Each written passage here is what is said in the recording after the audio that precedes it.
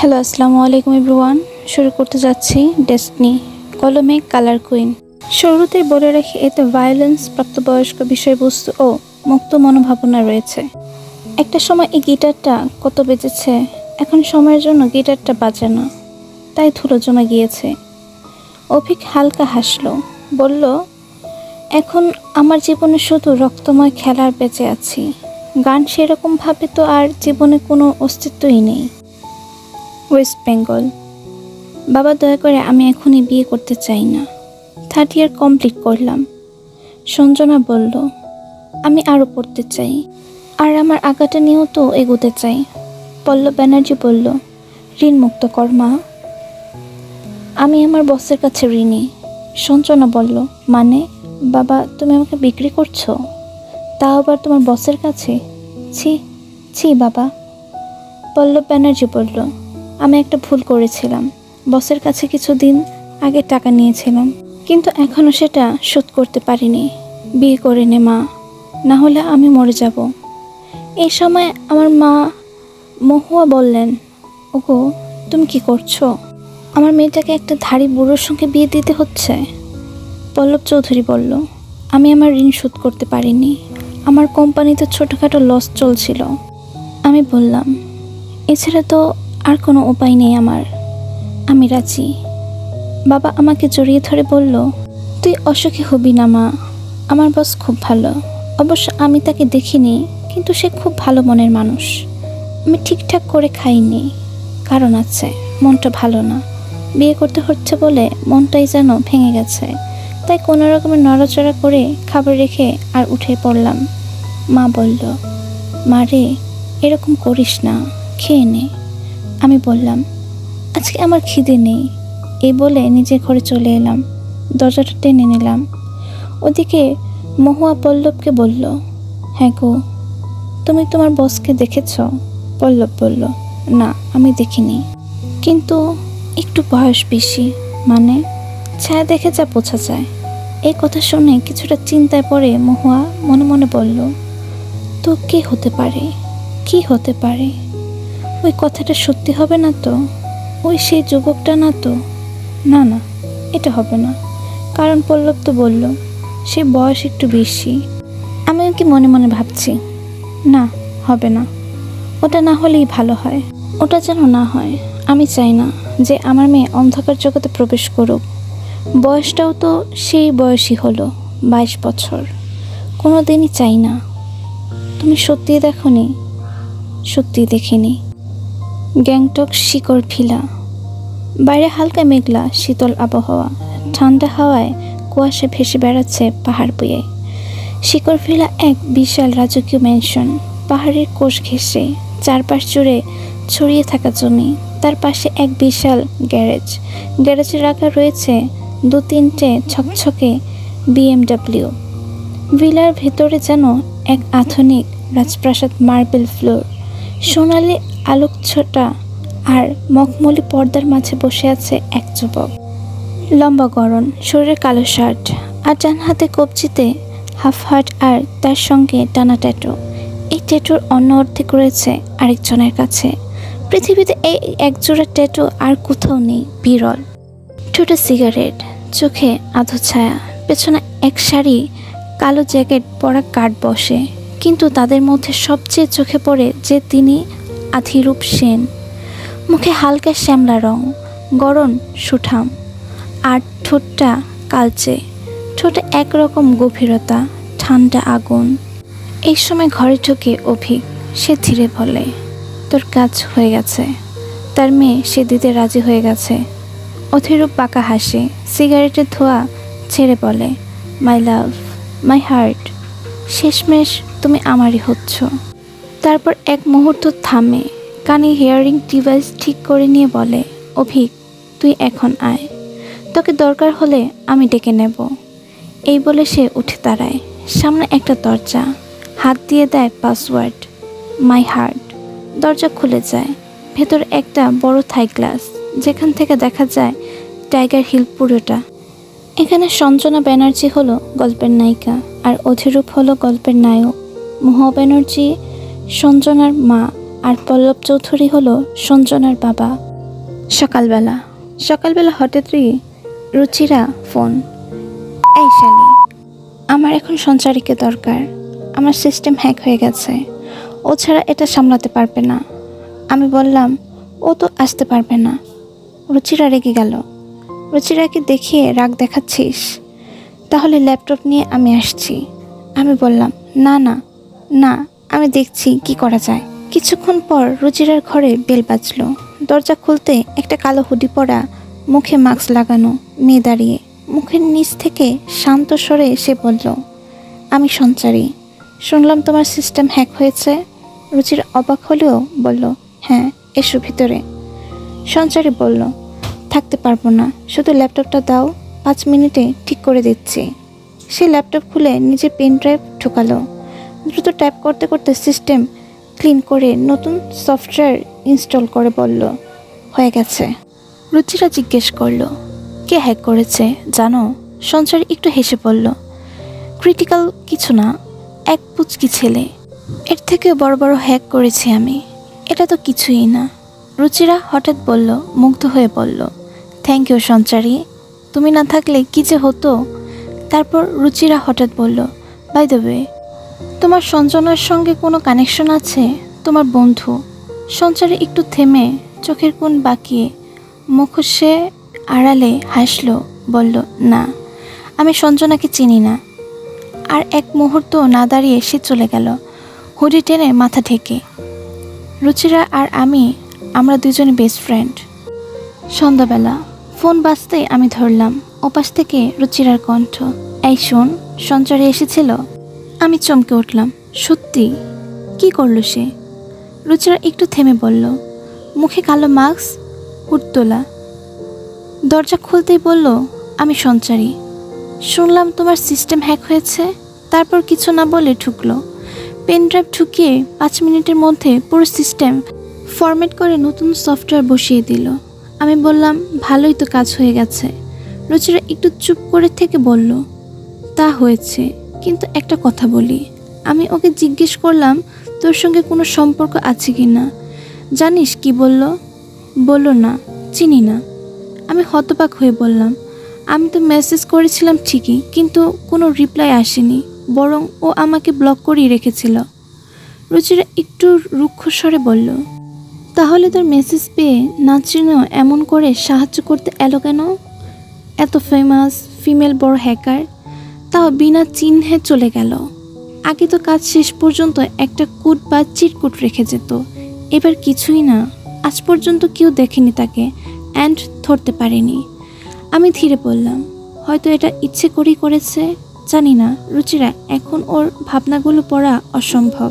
আর হ্যাঁ, এইখানে কথা শেষ করে দে, আমি চাই না ওর নাম নিক। রুচিরা একটু চিন্তিত স্বরে বলল, আচ্ছা ঠিক আছে, তবে ব্যাপারটা হালকা মনে হচ্ছে না। আমি হালকা হাসি দিয়ে বললাম, ঠিক বলেছিস। যাকগে, এখন রাখ, পরে কথা বলি।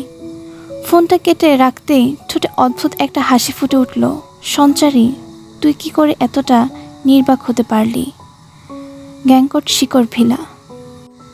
আধিরূপ থাই গ্লাসটা খুলে ব্যালকনিতে গিয়ে একটা সিগারেট ধরালো।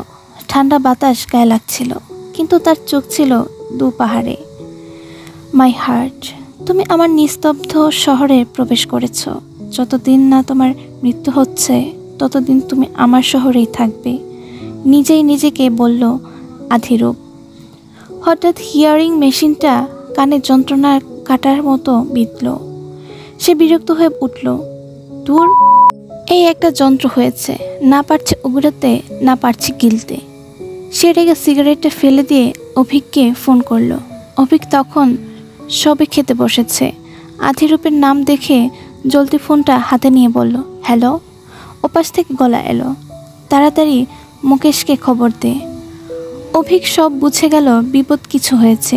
সঙ্গে সঙ্গে মুকেশকে ফোন করে সব জানিয়ে দিল এবং মুকেশকে নিয়ে গেল ম্যানশনে। ডাক্তার এসে আধিরূপকে চেক করলো, তারপর বলল, মিস্টার আধিরূপ, এটা আপনাকে সারা জীবন বহন করে নিয়ে যেতে হবে। হ্যাঁ, তবে স্পেশাল কিছু ফ্রিকোয়েন্সি শব্দ আপনি শুনতে পাবেন, সেটা আপনার অনেক কাছে হতে পারে। এই কথা শুনে আধিরূপ একটু বাঁকা হাসল, তারপর বলল, আপনি এখন আসতে পারেন। আধিরূপ লম্বা শাওয়ার পরে বেরিয়ে অভিককে ফোন করলো। ফোন করে বলল, ব্ল্যাক হলের দরজা খুলে রাখ, আমি আরাকে দেখতে যাব। অভি বলল, ওকে, কাজ হয়ে গেছে, তুই আয়। আধিরূপ ডান বুকের নিচে পেটের কাছে ব্রোকেন অ্যাঞ্জেল ট্যাটুর উপরে অ্যাশ কালারের সেন্টার গেঞ্জি আর ট্র্যাক স্যুট পরে ব্ল্যাক হোলের উদ্দেশ্যে বেরিয়ে গেল। ওয়েস্ট বেঙ্গল, সকাল। আমি আজ ফুল হাতা জামা পরে বেরিয়েছি। ব্যাগে তুলির রং, স্কেচবুক। আজ আর্ট কলেজে ক্লাস আছে। রুচিরাও ফোন করেছিল, ওর আজ নাচের একটা স্পেশাল রিহার্সাল আছে। আমরা ঠিক করেছি মাঝপথে দেখা করব, তারপর যে যার মতো ক্লাসে চলে যাব। রাস্তার মোড়ে দেখা হয়ে গেল। রুচিরা একটু হাঁপাতে হাঁপাতে এসে বলল, তুই আবার ফুল হাতা জামা পরেছিস? এই গরমে তোর কিচ্ছু হয় না রে? দেখ আমি কেমন সুন্দর একটা হাফ হাতা ফ্লোরাল টপস পরে এসেছি, হালকা আর আরামদায়ক। আমি একটু হেসে বললাম, আমি এমনি পারি রে, আমার একটা কারণ আছে। রুচিরা কপাল কুঁচকে বলল, কারণ মানে? আমি একটু চুপ করে থেমে বললাম, এখন না রে, পরে জানলে বুঝতে পারবি, এখন বললে ঠিক হবে না। রুচিরা আমার মুখের দিকে তাকিয়ে কিছু বলতে গিয়েও চুপ করে গেল। তারপর ব্যাগটা একটু সামলে বলল, আচ্ছা কিছু বলিস না, ঘুরুরটা এনেছি আর পুরো ফাটিয়ে নাচবো। আমি হেসে বললাম, দারুণ তো, আমি কিন্তু এখনই যাই, দেরি হয়ে যাচ্ছে ক্লাসে, পরে কথা বলবো। রুচিরা মাথা নাড়ল, ঠিক আছে, পরে কথা হবে। আমরা দুজন দুদিকে হাঁটতে শুরু করলাম। কলেজ শেষ, জীবন এখন আলাদা পথে এগোচ্ছে। রুচিরা ওর নাচের জগতে, আমি আমার রং তুলির দুনিয়ায়। পরদিন, ওয়েস্ট বেঙ্গল। মা, মা, ও মা। দূর ব্যাং, কই গেলে? মহুয়া আঁচলে হাত মুছতে মুছতে বলল, বল কি হয়েছে? আমি বেরোচ্ছি, আমি বললাম। আমার আসতে দেরি হবে, তুমি চিন্তা করো না, রাত করো না, আমি রুচিরার বাড়ি যাচ্ছি। মহুয়া বলল, মা রে, ওটা ঢেকেছিস, কেউ যেন দেখতে না পায়। আমি বললাম, কোনো চিন্তা করো না, আমি ফাউন্ডেশন দিয়ে ঢেকে নিয়েছি হাতে। মহুয়া বলল, না, চিন্তা হয়। আমি বললাম, ওটা তো আমার ছোটবেলা থেকেই আছে, তাহলে তুমি আর চিন্তা করো কেন? বলল মহুয়া, থাকতে বলি কারণ আছে। বেশ কথা বলছিস, তুই আয়। মহুয়া বলল। এই বলে আমি রুচিরার বাড়ি বেরিয়ে গেলাম। আর ভাবছিলাম, থাকতে বলল কেন? সুন্দর, হাতের জিনিসটা তো কত সুন্দর। একটা অন্ধকার ঘরের মধ্যে চারদিকে কম্পিউটারের আলো জ্বলছে, মাঝখানে বসে আছে তিনজন। তাদের মধ্যে একজন মেয়ে, হুডি পরা, মুখে মাস্ক। একজন বলল, সঞ্চারী, তুই এটা না করলেও পারতিস। তুই এইভাবে বেরিয়ে গিয়ে দুই দিক সামলাতে, তুই তো জানিস যে কোনো একটা দিক ঠিক মতো না সামলাতে পারলেই ধরা পড়তে পারিস। সঞ্চারী ঠান্ডা গলায় বলল, আমি যতদিন না চাইছি কেউ আমাকে ধরতে পারবে না, সো রিল্যাক্স কর। পার্থ তখন সঞ্চারের দিকে তাকিয়ে আছে, চোখে একরকম মুগ্ধতা। সঞ্চারী হালকা হেসে বলল, আর তুই আমাকে এরকম করে দেখিস না পার্থ, এটা কোনো দিনই হবে না, আমি অন্য কারোর। তারপর গম্ভীর গলায় বলল, শুরু করি? মনে রাখবি, আমরা কাজ করি শুধুমাত্র সমাজের ভালোর জন্য। কোথায় কি খারাপ হচ্ছে সেটা আমরা আন্ডারওয়ার্ল্ড থেকে নজর রাখি, সো সবাই বি কেয়ারফুল। সে নিজে একটা পেন ড্রাইভ বের করে নিজের ল্যাপটপে ঢুকিয়ে দিল, মুহূর্তে পুরো সফটওয়্যারটা মুছে দিল। পার্থ বিস্ময়ে বলল, কি করলি? সফটওয়্যার উড়িয়ে দিলি? সঞ্চারী বলল, আমরা হ্যাকার পার্থ, আমাদের কোনো কিছুর জন্য ট্রেস না পাওয়াই দরকার। ট্রেস করলেই আমরা শেষ। আমরা ভালো কাজ করি, ঠিক আছে, কিন্তু আমাদের কোনো সরকারি সার্টিফিকেট নেই, তাই একটু রিস্ক নেওয়া যাবে না। পার্থ বলল, পুলিশ বলেছে তুই তো কোর্ট ছেড়ে এসেছিস। সঞ্চারী একটু হেসে বলল, ইয়াস, অবশ্যই ছেড়েছি, আমি কোর্ট ছাড়বো না আবার। তার ল্যাপটপের স্ক্রিনে তখন ভেসে উঠেছে একটা লেখা, আমাকে ধরতে পারো, ইতি সঞ্চারী। পার্থ চুপ করে দেখছিল, তারপর বলল, তুই যে কোডগুলো ছাড়ছিস মানুষ ইতিবাচকভাবে নেয়নি ঠিকই, কিন্তু তুই ওগুলো এমনভাবে লিখেছিস যেন উল্টো অর্থ হয়, যেমন আমাকে ধরতে পারো, মানে তো আসলে কেউ আমাকে ধরতে পারবে না। এবার সঞ্চারে বেরিয়ে গেল চোখে সেই চিরচেনা দৃঢ়তা। বলল, আসি, আবার দেখা হবে। এই বলে সে হারিয়ে গেল অন্ধকারে। এদিকে আমি চলে এসেছি রুচিরার বাড়িতে। আজ একটু গল্প করতে, আমার বিয়ের কথাটা বলতে। ফুল হাতা জামা আর জিন্স পরে এসেছি। রুষা দরজা খুলেই বলল, আয় ভিতরে, চা গরম পড়েছে। ফুল হাতা পরেছিস কেন রে? হাফ হাতা পরতে পারলি না? আমি হেসে বললাম, না, এমনি পড়ি। বলে ওর বেডরুমে ঢুকে শুয়ে পড়লাম। রুচিরা বসে পড়ে জিজ্ঞেস করলো, কলেজ তো শেষ, এখন কি করবি? আমি কিছু না লুকিয়ে বললাম, আমার বিয়ে ঠিক হয়ে গেছে।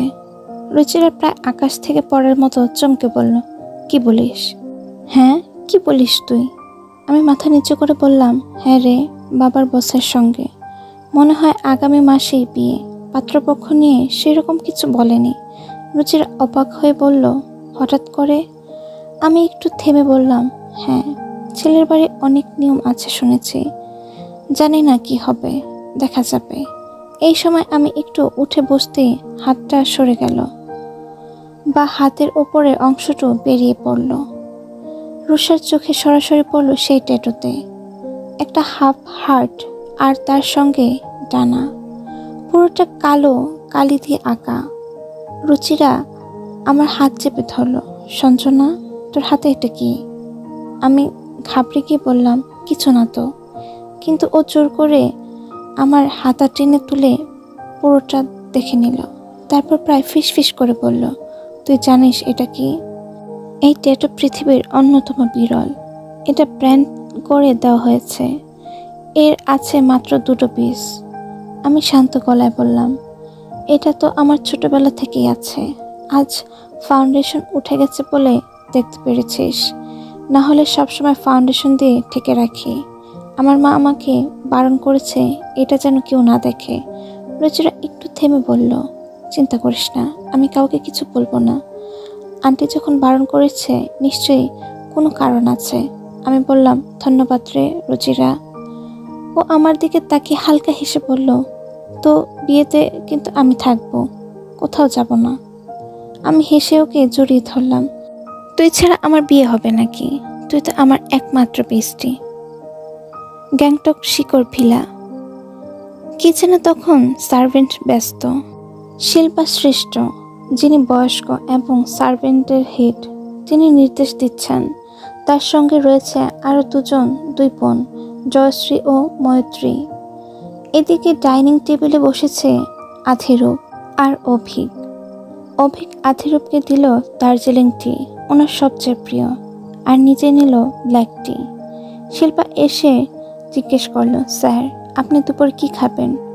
আধিরূপ বলল, থুকপা।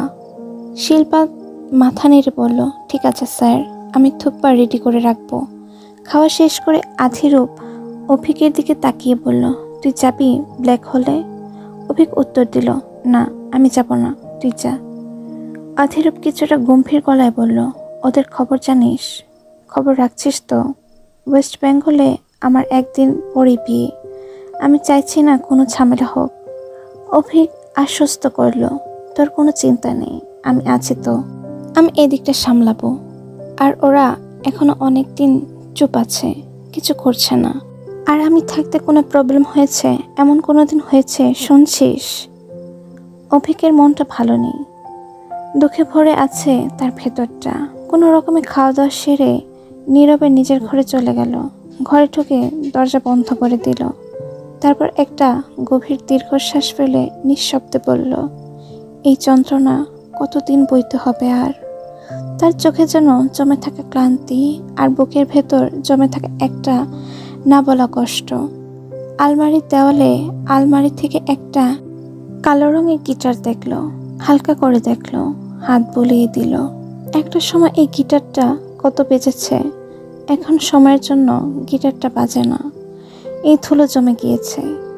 অভিক হালকা হাসলো, বলল, এখন আমার জীবনে শুধু রক্তময় খেলায় বেঁচে আছি। গান সেরকম ভাবে তো আর জীবনে কোনো অস্তিত্বই নেই। এরপর নিজের কাজে মন দিল অভিক। এই সময় ঘরে প্রবেশ করলো মৈত্রী। ল্যাপটপে কাজ করছিল অভিক। মৈত্রীর পরনে ছিল হালকা পাতলা একটা লম্বা জামা, দেখলেই বোঝা যায় সে বিধবা। হাতে কিছু জামা কাপড়। মৈত্রী ঘরে ঢুকতে আকাঙ্ক্ষিত লোকটিকে খুঁজতে লাগলো তার চোখ দিয়ে। সে দেখলো বারান্দায় ব্যালকনিতে বসে আছে অভিক, এক দৃষ্টিতে ল্যাপটপে কাজ করছে। তার হাতে বাহুতে একটা ট্যাটু, মাঝখানে ঘোড়ার মুখ আর ঘোড়ার মাথার উপরে একটা ভাঙা মুকুটের ছবি আঁকা। অভিক পেছনে না ফিরে ঠান্ডা গলায় বলল, এখানে তুমি কি করতে এসেছো? তোমাকে তো বলেছিলাম এই ঘরে না আসতে। তুমি যদি কিছু দিতে চাও তাহলে জয়শ্রীকে দিয়ে পাঠাও, তুমি আমার ঘরে আসবে না। মৈত্রীর মুখটা মুহূর্তেই ভারী হয়ে উঠল। সে কিছু বলতে যাচ্ছিল, বলল, আসলে আমি তো স্যার আপনার জামা কাপড়টা। অভিক এবার ঘুরে তাকালো না, কিন্তু গলা কঠিন হয়ে উঠল। তোমার লজ্জা করে না? তুমি একজন বিধবা হয়ে আমার দিকে তাকাচ্ছ, পরপুরুষের দিকে। আমি তো জানতাম নেপালি মেয়েরা, বিশেষ করে বিধবা নারীরা, পরপুরুষের দিকে চোখ নামিয়ে কথা বলে। তুমি তো দেখি ওদের থেকেও বেশি বেয়াদব। চোখ নামিয়ে কথা বলতে যদি না পারো তাহলে তোমার চোখ আমি তুলে ফেলে দেব। তার গলা ঠান্ডা, নিস্তরঙ্গ, কিন্তু শব্দগুলো শিরায় শিরায় কাঁপন ধরানোর মতো। বলেছি না আমার দিকে তাকাবে না, না কথা বলবে। বেরিয়ে যাও এখান থেকে, আর যদি এখনই না যাও ফল খারাপ হবে। অভিক এক নিঃশ্বাসে সব বলে মৈত্রীর দিকে একবারও না তাকিয়ে। মৈত্রী এবার হালকা আর চোখ দিয়ে এক ঝলক দেখে নেয় অভিককে। ছেলেটাকে এখন ঠিক চেনা যায় না। মুখ ভর্তি লম্বা দাড়ি, চোখে গভীর বিষাদ, চুল হালকা হয়ে গিয়ে ঘাড় অবধি এসে ঠেকেছে। সে হালকা পিঙ্ক রঙের একটি টি শার্ট, কালো প্যান্ট পরে বসে আছে, শুধু কাজ করছে, যেন এই পৃথিবীতে তার কিছুই আর নেই। মৈত্রী আর কিছু বলে না, চোখে জল টল টল করছে। তবু নিঃশব্দে জামা কাপড়গুলো রেখে ধীরে ধীরে ঘর ছেড়ে বেরিয়ে যায়। দরজার দিকে হাঁটতে হাঁটতে চোখের জল মুছতে মুছতে নিজের ঘরে ফিরে আসে। দরজাটা বন্ধ করে দিয়ে পিঠ ঠেকিয়ে দেওয়ালে হেলে হাঁটু মুড়ে বসে। হাঁটুর উপর মাথা রেখে ফুপিয়ে ফুপিয়ে কাঁদতে কাঁদতে বলে, তুমি বারবার কষ্ট দিয়ে সরিয়ে দাও আমাকে। তবুও কেন জানি না আমি বারবার তোমার কাছে আসি। তোমার ভালোবাসা তো সব সময় হয় না, একপাক্ষিক হলেও সেটা কম সত্যি হয় না। হ্যালো এভরিওয়ান, আমার আইডিটা একটু ডাউনে চলছে। যদি আমার ভিডিও ভালো লেগে থাকে তাহলে বেশি বেশি শেয়ার করুন, সাবস্ক্রাইব করুন এবং বেশি বেশি কমেন্ট করুন।